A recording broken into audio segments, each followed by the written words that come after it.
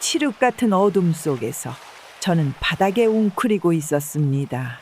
지하실의 냉기가 뼛속까지 파고들었지만 그보다 더 추웠던 건 며느리의 마지막 말이었습니다. 요 3일간 오빠가 출장이니까 조용히 있다가 죽든지 말든지 알아서 하세요. 어차피 찾는 사람도 없을 거예요. 문이 쾅 닫히고 자물쇠 채우는 소리가 들렸습니다. 제 손목시계가 밤 11시를 가리키고 있었습니다.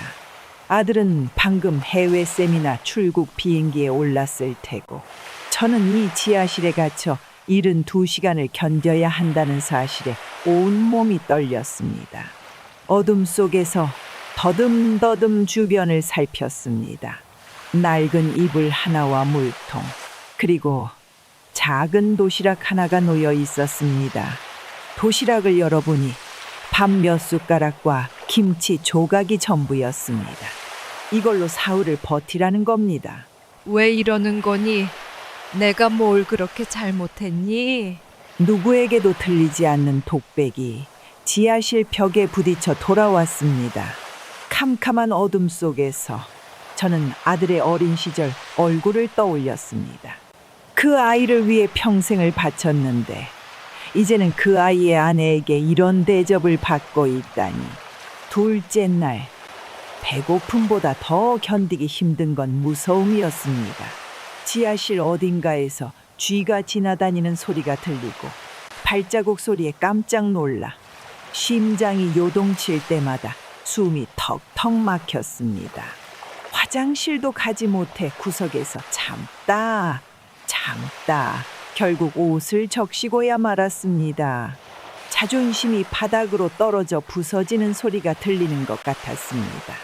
셋째 날, 며느리가 지하실 문을 열었습니다. 눈이 부셔 잠시 앞을 볼 수 없었습니다. 역겨워. 똥오줌을 못 가려요? 이런 사람이 어떻게 우리 집에 살았지? 그녀는 코를 막으며 제게 물통을 던졌습니다. 온몸이 떨리는 저를 보며 비웃었습니다. 며느리의 음식을 한 숟가락 먹을 때마다 쏟아지는 폭언이 귓가를 때렸습니다. 이렇게 천천히 먹어? 꼭 이렇게 소리 내면서 먹어야 돼? 당신 때문에 식욕 떨어진다니까. 저는 그저 고개를 숙인 채 죄인처럼 밥을 먹었습니다. 이렇게라도 배를 채우지 않으면 쓰러질 것 같았으니까요. 식사 후 며느리는 제게 옷을 던졌습니다. 이거 입고 씻고 냄새 좀 빼고 나와요. 내일 우리 오빠 돌아온다고. 저는 며느리가 시키는 대로 씻고 옷을 갈아입었습니다. 다리에 힘이 풀려 계단을 오르내리기 힘들었지만 어떻게든 움직여야 했습니다. 하지만 계단을 오르던 중 며느리의 손이 제 등을 세게 밀었습니다. 어머님, 조심하세요. 위선적인 걱정 섞인 목소리와 함께 저는 계단 아래로 굴러 떨어졌습니다. 머리가 바닥에 세게 부딪히며 의식이 흐려졌습니다. 마지막으로 들은 것은 며느리의 다급한 전화 목소리였습니다. 여보, 큰일 났어. 어머니가 계단에서 넘어지셨어. 빨리 와줘. 의식이 완전히 사라지기 전 이 모든 순간이 영원처럼 느껴졌습니다. 30년 전 봄비가 내리던 밤이었습니다. 5살 아들과 함께 남편을 기다리고 있었죠. 그날따라 왜 그렇게 불안했는지 모릅니다. 전화가 울렸을 때 전 이미 무언가 좋지 않은 일이 일어났다는 걸 느꼈습니다. 김 선생님 부인 되십니까? 남편분이 교통사고를 당하셨습니다.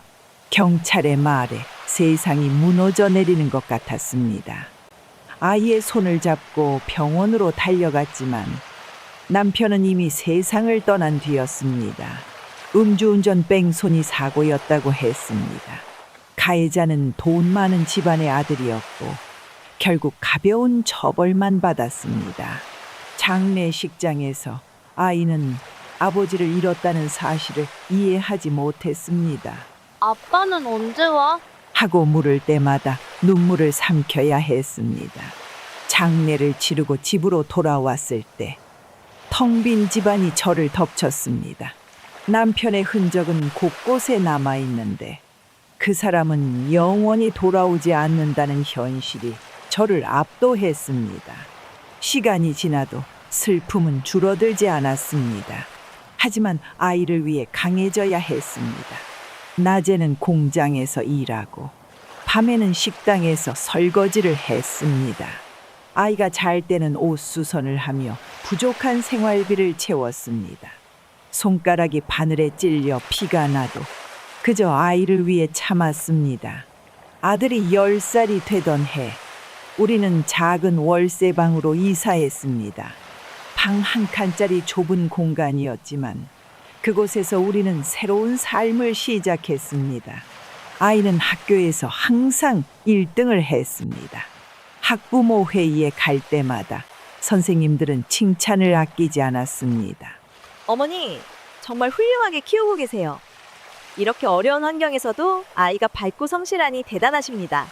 그 말에 가슴이 뭉클했습니다. 비록 남편은 없었지만 저와 아들은 서로에게 의지하며 단단한 가족이 되어갔습니다. 엄마, 나 커서 의사가 될 거야. 아픈 사람들 다 치료해 줄 거야. 중학교 때 아들이 한 말을 저는 평생 잊지 못합니다. 그날부터 아들의 꿈을 위해 더 열심히 일했습니다. 식당 일이 끝나면 병원 청소, 아르바이트까지 했습니다. 손이 갈라지고 허리가 끊어질 것 같아도 아들이 책상에서 공부하는 모습을 보면 모든 피로가 날아갔습니다. 고등학교 시절 아들은 새벽까지 공부했습니다. 한 번은 제가 늦게 들어와 보니 책상에 엎드려 잠든 아들의 등에 제 외투를 덮어주었습니다. 그때 아들의 노트에 적힌 글을 보았습니다. 엄마를 위해 꼭 의대에 가서 좋은 의사가 될 것이다. 엄마의 힘든 삶을 보상해 드릴 것이다. 눈물이 왈칵 쏟아졌습니다. 그 순간 모든 고통이 값진 것처럼 느껴졌습니다. 수능날, 저는 아들을 학교 앞까지 배웅했습니다. 긴장한 표정으로 시험장으로 들어가는 아들의 뒷모습을 보며 온종일 기도했습니다. 그리고 합격 발표 날, 아들은 서울대 의대에 합격했다는 소식을 가져왔습니다. 엄마, 내가 해냈어. 서울대 의대야. 아들을 껴안고 저는 눈물을 참을 수 없었습니다. 그동안의 모든 고생이 이 순간을 위한 것이었다는 생각에 가슴이 벅차올랐습니다. 의대 생활은 쉽지 않았습니다. 등록금도 비쌌고 교재비와 생활비도 만만치 않았습니다. 하지만 아들은 장학금을 받으며 학교를 다녔고 저는 쉬지 않고 일했습니다. 때로는 아들이 아르바이트를 하겠다고 했지만 저는 공부에만 집중하라고 했습니다. 너는 공부만 해. 엄마가 할 수 있어. 의대 졸업식 날, 아들은 수석으로 졸업했습니다. 자랑스러운 아들을 바라보며 저는 행복했습니다. 이제 아들은 대학병원 인턴으로 일하게 되었고 제 생활도 조금씩 나아졌습니다. 아들은 자신의 첫 월급으로 저에게 금반지를 선물했습니다. 엄마, 이제부터는 내가 엄마를 책임질게요. 이제 그만 일하고 쉬세요. 하지만 저는 이 일을 그만둘 수 없었습니다. 평생 일하며 살아온 제게 갑자기 쉬는 것은 어색했고 아직 아들에게 짐이 되고 싶지 않았습니다. 그래서 청소 일만 계속했습니다. 아들은 레지던트를 마치고 대학병원 신경외과 의사가 되었습니다. 그리고 마침내 저는 이 일을 그만두고 조금 여유로운 생활을 시작할 수 있었습니다. 아들이 의사가 되기까지 20년이라는 시간이 흘렀습니다. 그 긴 시간 동안 포기하지 않고 함께 걸어온 길이었습니다. 이제 아들은 존경받는 의사가 되었고 저는 그런 아들을 둔 자랑스러운 어머니가 되었습니다. 엄마, 오늘 제가 소개할 사람이 있어요. 그날 아들은 처음으로 여자친구를 데려왔습니다. 재벌가의 막내딸이라는 소연이는 첫인상부터 화려했습니다. 명품 가방에 비싼 옷, 그리고 우아한 매너까지. 저는 조금 긴장했지만 소연이는 상냥하게 인사했습니다. 어머님, 정말 뵙고 싶었어요. 민수 오빠가 어머님 자랑을 정말 많이 했거든요. 소연이는 제가 끓인 된장찌개를 맛있게 먹었고 설거지도 도왔습니다. 집을 떠날 때는 정성스럽게 준비한 선물까지 건네주었습니다. 비싼 화장품 세트였습니다. 처음엔 부담스러웠지만 소연이의 진심 어린 마음이 느껴져 감사히 받았습니다. 민수와 소연이는 교제 6개월 만에 결혼을 결정했습니다. 소연이의 부모님이 저를 만나고 싶다는 연락이 왔을 때 저는 무척 긴장했습니다. 고급 레스토랑에서의 만남, 저는 평생 그런 곳에 가본 적이 없었습니다. 소연이의 어머니는 겉으로는 친절했지만 어딘가 고압적인 태도가 느껴졌습니다. 하지만 아들이 행복해 보였기에 저는 그저 웃으며 받아들였습니다. 결혼식은 호텔에서 호화롭게 치러졌습니다. 저는 구석에 앉아 그저 멍하니 지켜보았습니다.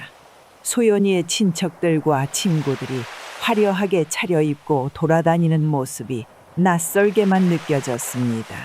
어색하게 서 있는 저에게 아들이 다가왔습니다. 엄마, 왜 여기 혼자 계세요? 소연이 부모님께 인사드리러 가요. 그렇게 시작된 새로운 가족 관계. 저는 아들 부부가 신혼여행에서 돌아온 후 그들의 새 집에 초대받았습니다. 아파트는 너무나 화려했고 모든 것이 고급스러웠습니다. 소연이는 저를 반갑게 맞이했고 직접 요리한 음식을 대접했습니다. 어머님, 자주 놀러 오세요. 항상 환영해요. 처음 몇 달은 정말 행복했습니다. 주말마다 아들 집에 초대받아 함께 식사하고 이야기 나누었습니다. 소연이는 항상 웃는 얼굴로 저를 대했고 아들은 그 어느 때보다 행복해 보였습니다. 결혼 1주년이 지나면서 점점 변화가 생기기 시작했습니다. 소연이는 저를 초대하는 횟수를 줄였고 전화도 잘 받지 않았습니다. 어느 날 불쑥 아들 집을 방문했을 때 소연이의 표정이 싸늘했습니다. 어머님, 미리 연락 주시지 않고 오시면 저희가 준비를 못해서요. 그날 이후로 저는 항상 미리 연락하고 방문했습니다. 하지만 방문할 때마다 소연이의 태도는 점점 차가워졌습니다. 얼굴에 미소는 있었지만 눈빛에는 짜증이 서려 있었습니다. 어머님, 이 옷은 좀 촌스러우신 것 같아요. 제가 새 옷 사드릴게요. 어머님, 그렇게 드시면 소리가 나서 불편해요. 조금만 조용히 드시면 안 될까요? 소소한 지적들이 늘어갔습니다. 처음에는 그저 며느리가 저를 더 나은 모습으로 만들어주려는 배려라고 생각했습니다. 하지만 시간이 지날수록 그 말들은 날카로워졌고 저는 점점 자신감을 잃어갔습니다. 2년 차가 되면서 아들과 소연이는 큰 저택으로 이사했습니다. 소연이의 부모님이 선물한 집이었습니다. 넓고 화려한 집이었지만 저는 그곳에서 더욱 불편함을 느꼈습니다. 소연이는 저에게 제안했습니다. 어머님, 이제 혼자 사시기 불편하실 것 같아요. 우리 집에 같이 사시는 게 어떨까요? 아들도 동의했고 저는 기쁜 마음으로 그들의 집으로 이사했습니다. 처음에는 좋았습니다. 아들과 가까이 있을 수 있다는 것만으로도 행복했으니까요. 하지만 곧 상황은 달라졌습니다. 어머님, 이건 어떻게 된 거예요? 제가 말씀드린 대로 정리하시라고 했잖아요. 아들이 출근한 후 소연이의 본 모습이 드러나기 시작했습니다. 아들 앞에서는 천사 같던 소연이가 아들이 없는 공간에서는 완전히 다른 사람으로 변했습니다. 제가 청소를 해도 요리를 해도 늘 트집을 잡았습니다. 이렇게 청소하면 먼지만 날리잖아요. 정말 답답해요. 이런 음식 누가 먹어요? 옛날 방식은 이제 그만하세요. 아들에게 이런 상황을 말하고 싶었지만 말할 수가 없었습니다. 아들은 병원에서 환자들을 살리느라 매일 늦게 귀가했고 항상 지쳐 보였습니다. 그에게 더 이상의 부담을 주고 싶지 않았습니다. 어느 날 저녁 아들이 일찍 퇴근했습니다. 저는 아들의 짐을 들어주려다 실수로 컵을 깨뜨렸습니다. 소연이의 표정이 순간 일그러졌다가 아들이 보자 다시 웃는 얼굴로 바뀌었습니다. 괜찮아요, 어머님. 다치시지는 않으셨어요? 제가 치울게요. 아들 앞에서는 항상 이렇게 상냥했습니다. 하지만 아들이 샤워하러 간 사이 소연이는 제 손목을 세게 잡았습니다. 이거 명품 컵이에요. 어떻게 갚으실 건가요? 이런 이중적인 태도가 계속되었습니다. 점점 저는 방에서 나오는 것조차 두려워졌습니다. 아들에게 말하고 싶었지만 그간 아들이 보여준 행복한 모습을 생각하면 차마 입이 떨어지지 않았습니다. 소연이는 점점 대담해졌습니다. 아들이 야근하는 날이면 저에게 식사를 주지 않거나 말도 없이 외출하여 혼자 집을 지키게 했습니다. 또 아들에게는 제가 식사를 거부했다거나 스스로 외출했다고 거짓말을 했습니다. 제 방에 있던 남편의 사진이 어느 날 사라졌습니다. 소연이에게 물었더니 대답은 냉정했습니다. 오래된 사진은 버렸어요. 집안 분위기가 우중충해지잖아요. 남편의 사진을 찾으려 집안을 뒤지던 중 소연이에게 들키고 말았습니다. 그날 밤 처음으로 소연이의 폭언이 폭발했습니다. 당신 때문에 이 집 분위기가 엉망이 됐어요. 아들 앞에서는 착한 척하지만 당신이 얼마나 까다롭고 고집스러운지 다 알아요. 충격의 말문이 막혔습니다. 그때 현관문이 열리는 소리가 들렸고 소연이는 순식간에 표정을 바꿨습니다. 어머님, 제가 내일 과일 싸다 드릴게요. 잘 주무세요. 아들이 들어오자 소연이는 다시 다정한 며느리로 돌아왔습니다. 저는 그날 밤 이불을 뒤집어 쓰고 울었습니다. 엄마, 저 다음 주에 미국 세미나 갑니다. 3일 정도 걸릴 거예요. 아들의 말에 심장이 철렁 내려앉았습니다. 아들이 없는 동안 소연이와 단둘이 있다는 생각만으로도 공포가 밀려왔습니다.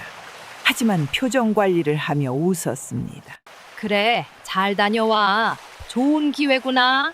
아들이 출국한 그날부터 지옥이 시작되었습니다. 소연이는 저를 지하실로 끌고 가서 감금했습니다. 72시간의 공포는 제 인생에서 가장 긴 시간이었습니다. 아들이 돌아오는 날, 계단에서 밀려 쓰러진 후 저는 병원에 실려갔습니다. 의식을 되찾았을 때 아들의 걱정스러운 얼굴이 보였습니다. 엄마, 괜찮으세요? 정말 걱정했어요. 소연이는 눈물을 흘리며 옆에 서 있었습니다. 어머님이 갑자기 쓰러지셔서 제가 미리 알아챘어야 했는데. 연기의 달인이었습니다. 저는 말하고 싶었습니다. 모든 진실을, 이 3일간의 공포를, 그동안의 학대를.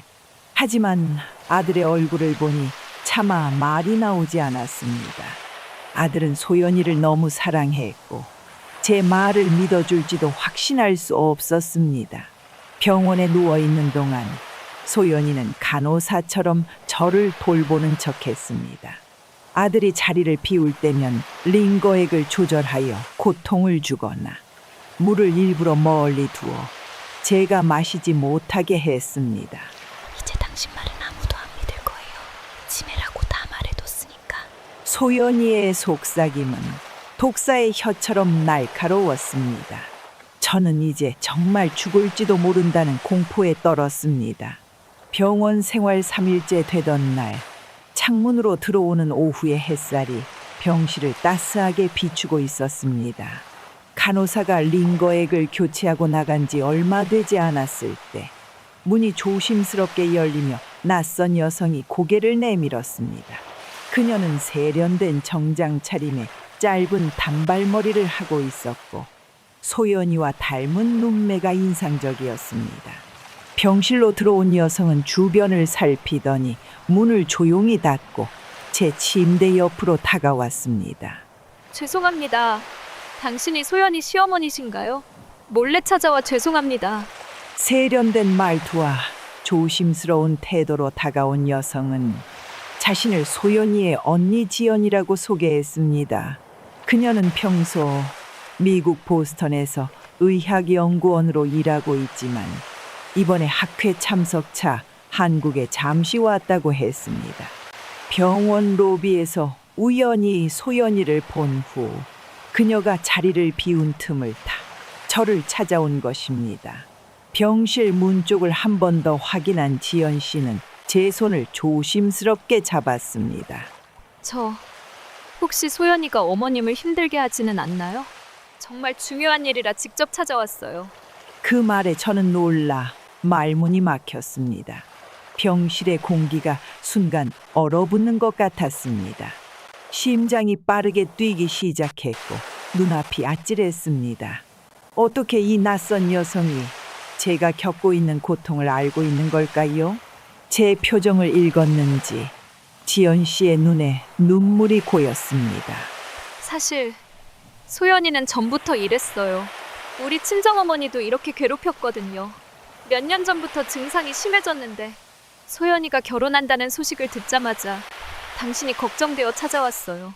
소연이의 언니 지연 씨는 떨리는 목소리로 말을 이어갔습니다. 그녀의 손은 차갑고 떨리고 있었습니다. 지연 씨는 소연이가 어릴 때부터 행동 문제가 있었다고 했습니다. 초등학교 시절부터 친구들의 물건을 훔치거나 거짓말을 자주 했고, 중학생 때는 가족 몰래 이웃집 고양이를 괴롭히다 들켜 큰 소동이 난 적도 있었습니다. 고등학교 때는 남자친구들을 이용해 돈을 뜯거나 다른 학생들을 괴롭혔고, 대학에 들어가서는 룸메이트를 심리적으로 학대해 자퇴하게 만들었습니다. 하지만 가장 충격적인 것은 소연이가 친정 어머니를 신체적, 정신적으로 학대하여 결국 노인성 우울증 진단을 받고 요양원에 들어가야 했다는 사실이었습니다. 소연이는 반사회적 인격장애를 갖고 있어요. 전문가의 치료가 필요한 상태인데 우리 부모님은 재벌가의 체면과 명성 때문에 모든 증상을 숨기고 외면해 왔어요. 소연이가 저지른 모든 문제 행동을 돈으로 해결하며 덮어왔죠. 지연 씨는 조심스럽게 핸드백에서 스마트폰을 꺼내 사진 한 장을 보여주었습니다. 화면 속에는 온몸에 멍이 든 노인 여성이 침대에 누워 있었습니다. 표정은 공허했고 눈에는 생기가 없었습니다. 그녀는 소연이의 어머니, 즉 지연 씨의 어머니였습니다. 사진을 보는 동안 저도 모르게 손으로 입을 가리며 숨을 들이켰습니다. 지연 씨는 슬픈 표정으로 설명을 이어갔습니다. 소연이가 결혼한 후 어머니의 상태가 기적적으로 호전되었다고 합니다. 요양원에서도 웃음을 되찾고 다른 노인들과 어울리기 시작했다고 했습니다. 지연 씨는 어머니를 더 이상 괴롭힐 대상이 없어지자 소연이가 새로운 희생양이 필요했을 것이라고 말했습니다. 그리고 그 희생양이 바로 저였던 것입니다. 제발 아드님에게 말씀하세요. 소연이는 정말 위험한 사람이에요. 저는 더 이상 다른 피해자가 생기는 것을 지켜볼 수 없어요. 지연 씨는 작은 메모지에 연락처를 적어 제 손에 쥐어주고 소연이가 돌아오기 전에 서둘러 병실을 나갔습니다. 그녀가 떠난 후 저는 깊은 혼란에 빠졌습니다. 창밖으로 보이는 하늘은 여전히 맑았지만 제 마음속은 먹구름이 가득한 것 같았습니다. 이 충격적인 이야기를 믿어야 할지, 아들에게 전해야 할지, 아니면 그냥 침묵을 지켜야 할지, 그리고 만약 말한다면 아들이 과연 저를 믿어줄까요?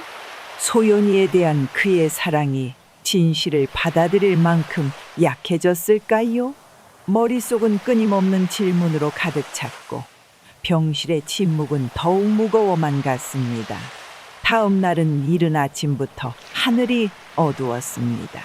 병실 창문으로 보이는 하늘에는 먹구름이 잔뜩 끼어 있었고 빗방울이 창문을 두드리기 시작했습니다. 마치 곧 일어날 일을 암시하는 듯한 날씨였습니다. 간호사가 아침 회진을 마치고 나간 지 얼마 되지 않아 아들이 병실에 들어왔습니다.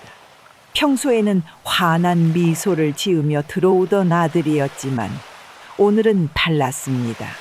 그의 표정은 침통했고 눈 밑에는 푸른 다크서클이 드리워져 있었습니다.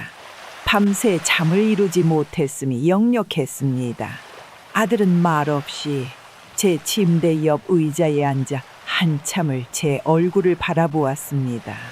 그의 눈에는 슬픔과 분노, 그리고 미안함이 복잡하게 얽혀 있었습니다. 병실은 정막에 휩싸였고 그 침묵이 너무나 무거워 숨이 막힐 것 같았습니다. 아들은 깊은 한숨을 내쉰 후 제 손을 조심스럽게 잡았습니다. 엄마, 지금부터 제가 묻는 말에 솔직히 대답해 주세요. 소연이가 엄마를 괴롭혔나요? 무엇이든 말씀해 주세요. 제가 다 들을 준비가 되어 있어요. 그 질문에 저는 망설였습니다. 아들의 눈을 똑바로 마주보는 것조차 어려웠습니다. 어떻게 아들에게 이런 고통스러운 진실을 말할 수 있을까요? 그가 그토록 사랑하던 아내의 진짜 모습을. 하지만 아들의 진지한 눈빛을 보니 더 이상 숨길 수 없다는 것을 깨달았습니다. 무거운 침묵 속에서 천천히 입을 열었습니다. 아들아, 더는 숨기고 싶지 않아. 소연이는 내가 없을 때마다 나를. 떨리는 목소리로 저는 모든 것을 말했습니다. 처음 느꼈던 불편함부터 시작해서 점점 심해진 무시와 모욕, 밤마다 들었던 폭언, 그리고 마지막 3일간의 지옥 같았던 지하실 감금까지. 계단에서 밀려 넘어진 것도 결코 사고가 아니었다고 고백했습니다. 말을 할수록 쌓아두었던 공포와 분노가 터져나왔고 목소리는 점점 떨리고 흐려졌습니다. 아들의 얼굴은 제 이야기를 들으며 점점 창백해졌습니다. 그의 손이 제 손을 꽉 쥐었다가 놓기를 반복했습니다. 어제 소연이 언니가 저를 찾아왔어요. 지연이라고 했는데 그녀가 병원 사무실로 찾아와서 이 모든 사실을 털어놓았어요. 그리고 이것을 주고 갔습니다. 아들은 주머니에서 작은 USB를 꺼내 손바닥 위에 올려놓았습니다. 그의 손이 미세하게 떨리고 있었습니다. 그는 병실 텔레비전에 USB를 연결하고 화면을 켰습니다. 화면에 나타난 영상은 충격적이었습니다. 소연이가 그녀의 친정어머니를 욕설과 함께 밀치고 머리를 잡아당기고 음식을 빼앗는 장면들이 차례로 나왔습니다. 그 뒤로는 의사의 진단서와 심리 상담 기록들이 이어졌습니다. 소연이가 반사회적 인격장애 성향을 가지고 있다는 전문의의 소견, 그리고 그동안 숨겨온 과거의 폭력적 행위들에 대한 기록들이 나타났습니다. 엄마, 정말 죄송합니다. 제가 엄마를 보호하지 못했어요. 어떻게 이런 일이 일어났는지, 내가 왜 알아채지 못했는지 제 자신이 너무 부끄럽고 미워요. 아들의 눈에서 눈물이 흘러내렸습니다. 평생 단 한 번도 눈물 흘리는 모습을 보여주지 않았던 강인한 아들이 이제는 어린아이처럼 흐느끼고 있었습니다. 저는 힘겹게 몸을 일으켜 아들의 어깨를 안았습니다. 아들의 등이 흐느낌에 떨리는 것이 느껴졌습니다. 괜찮아, 아들아. 내가 행복하길 바랐을 뿐이야. 나는 내가 좋은 배우자를 만나 행복하게 사는 것만 보면 된다고 생각했어. 그래서 모든 걸 참았던 거야. 제 말에 아들은 고개를 들고 슬픔이 가득한 눈으로 저를 바라보았습니다. 그는 무언가 말하려는 찰나 병실 문이 열리고 소연이가 들어왔습니다. 평소와 같은 우아한 걸음걸이와 완벽하게 화장된 얼굴, 그리고 환한 미소를 짓고 있었습니다. 하지만 아들과 제 표정을 보자 그녀의 눈빛이 순간 흔들렸고 긴장한 기색이 역력했습니다. 여보, 무슨 일 있어? 어머님 상태가 갑자기 안 좋아지셨어? 왜 연락도 없이? 어머님 깨어나셨네요. 정말 다행이에요. 소연이는 매끄럽게 상황을 넘기려 했습니다. 그녀는 병실 안으로 들어오며 과일 바구니를 내려놓고 아들에게 다가갔습니다. 하지만 아들은 소연이의 손길을 피하며 천천히 일어서서 그녀를 마주했습니다. 그의 표정은 제가 한 번도 본 적 없는 차가움으로 가득 차 있었습니다. 언니가 모든 걸 말해줬어. 네가 엄마를 어떻게 대했는지, 그리고 네 친어머니에게도 어떤 짓을 했는지. USB에 있는 증거들도 봤고 방금 엄마에게 모든 진실을 들었어. 소연이의 얼굴에서 혈색이 순식간에 사라졌습니다. 그녀는 잠시 굳어 있다가 이내 평정을 찾고 억지 웃음을 지었습니다. 소연이는 천천히 머리카락을 귀 뒤로 넘기며 아들에게 다가갔습니다.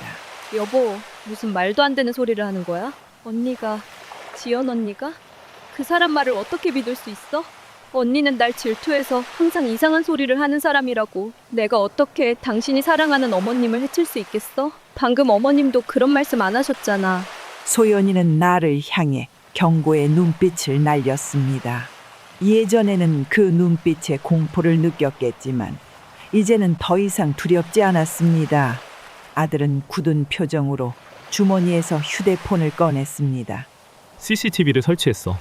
이 휴대폰에 연결된 IP 카메라를 우리 집 여러 곳에 숨겨뒀어. 내가 출장 간 사이에 엄마를 지하실에 가둔 것도, 사흘 동안 음식을 주지 않은 것도, 계단에서 밀어 넘어뜨린 것도 모든 장면이 여기에 다 녹화되어 있어. 소연이의 가면이 순식간에 벗겨졌습니다. 그녀의 얼굴이 일그러지기 시작했고 우아한 자태는 온데간데 없이 사라졌습니다. 그녀의 눈에서는 이제 분노와 증오만이 번뜩였고 목소리에서는 도끼가 느껴졌습니다. 그래, 맞아. 난 네 엄마가 정말 싫었어. 처음 봤을 때부터 역겨웠다고. 오래된 양말 같은 냄새, 시골스러운 말투, 저렴한 옷차림, 모든 게 보기 싫었어. 너 같은 의사가 이런 엄마를 두고 있다는 게 창피하기까지 했다고. 경찰이 곧 올 거야. 이미 모든 증거를 제출했고 병원 보안팀도 대기하고 있어. 그리고 오늘 아침에 이혼 서류도 준비했어. 소연이는 갑자기 웃음을 터뜨렸습니다. 그 웃음소리는 섬뜩하게 병실에 울려 퍼졌습니다. 그녀는 머리를 뒤로 젖히며 비웃듯 말했습니다. 이혼? 정말 웃기네. 네가 감히 나한테 이혼을 요구해? 내가 누군지 알아? 내 아버지가 누군지 알아? 날 버리면 넌 끝이야. 병원에서도 쫓겨나고 의사 면허도 잃고 내가 가진 모든 걸 잃을 거라고. 우리 아버지는 그런 힘이 있어. 아들은 소연이의 위협에도 전혀 흔들림 없이 단호하게 대답했습니다. 그의 목소리는 조용했지만 확고한 결심이 담겨 있었습니다. 잃어도 괜찮아. 의사 자리도 면허도 재산도 다 잃어도 상관없어. 엄마를 지키지 못한 내가 과연 의사 자격이 있을까 싶을 정도야. 이제 와서 네 진짜 모습을 본 이상 네 옆에서 한 시간도 더 살고 싶지 않아. 하지만 너의 범죄는 반드시 법의 심판을 받을 거야. 소연이가 체포된 후 병원 정원의 벤치에 앉아 아들과 깊은 대화를 나눴습니다. 따스한 햇살이 우리를 비추는 가운데 아들은 제게 모든 것을 고백했습니다. 그의 목소리에는 미안함과 결연함이 공존했습니다. 사실 그는 소연이를 오래전부터 의심하고 있었다고 합니다.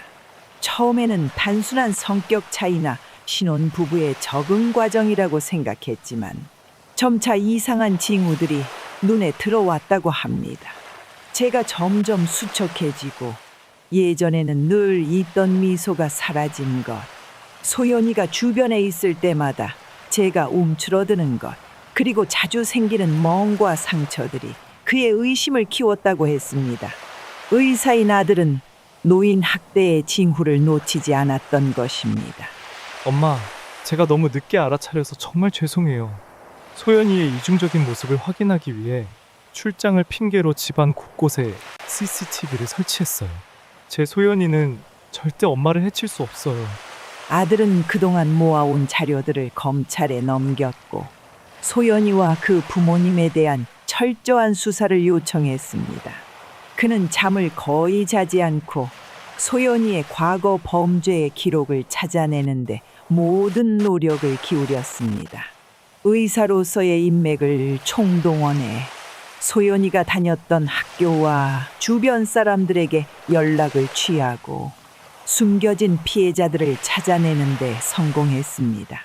놀랍게도 소연이의 과거에는 학교 친구들에 대한 괴롭힘, 애완동물 학대, 심지어 가정부들에 대한 가혹 행위까지 다양한 범죄 행각이 있었으나 모두 부모의 돈과 권력으로 덮여 있었던 것입니다. 재판날 저는 처음으로 법정에 섰습니다.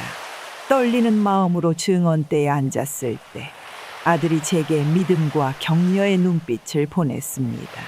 그 눈빛이 제게 용기를 주었습니다. 소연이는 변호사들에 둘러싸여 마지막까지 자신의 무죄를 주장했지만 증거는 너무나 명백했습니다. 아들은 법정에서 의사로서의 전문성을 살려 소연이의 반사회적 인격장애 증상과 제가 받은 신체적, 정신적 피해를 명확하게 설명했습니다.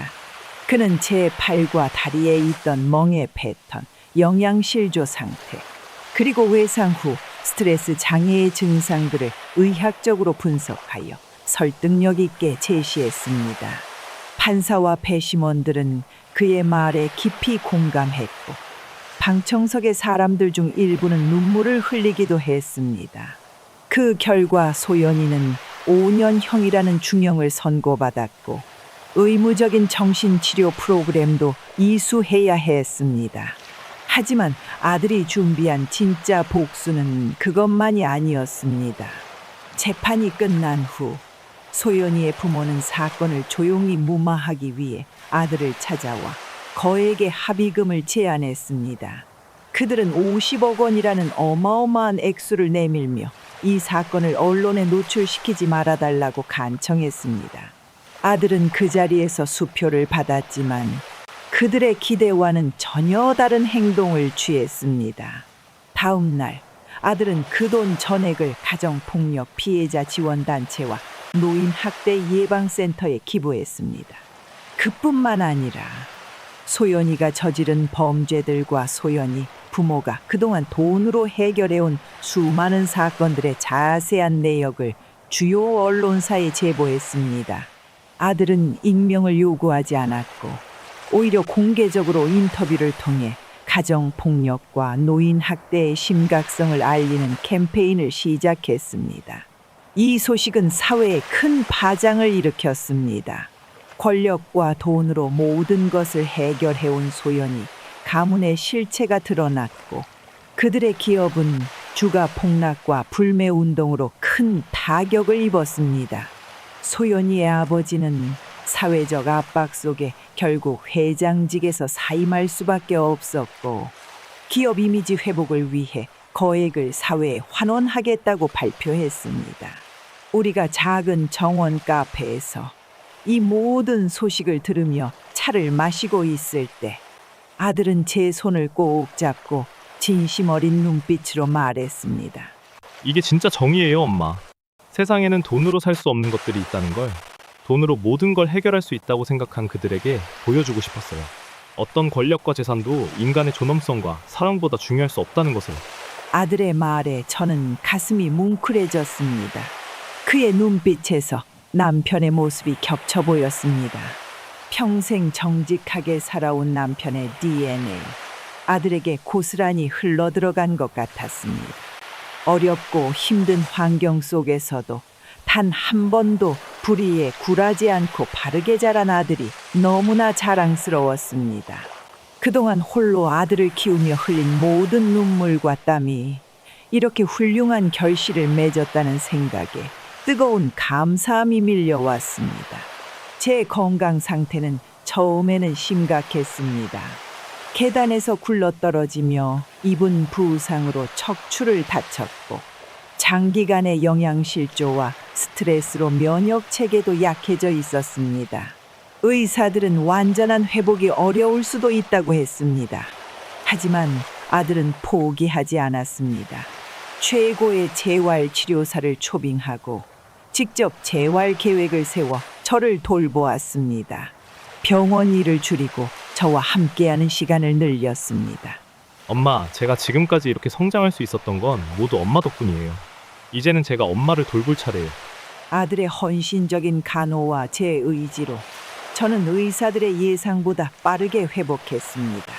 처음에는 휠체어, 그 다음에는 워커, 그리고 마침내 지팡이만으로도 걸을 수 있게 되었습니다. 퇴원 후 아들은 서울 근교의 조용한 마을에 집을 마련했습니다. 아름다운 정원이 있는 2층 주택이었습니다. 1층은 제가 불편함 없이 생활할 수 있도록 설계되었고 2층은 아들의 공간이었습니다. 엄마, 이제 우리 둘이서 새로 시작해요. 그동안 고생 많으셨어요.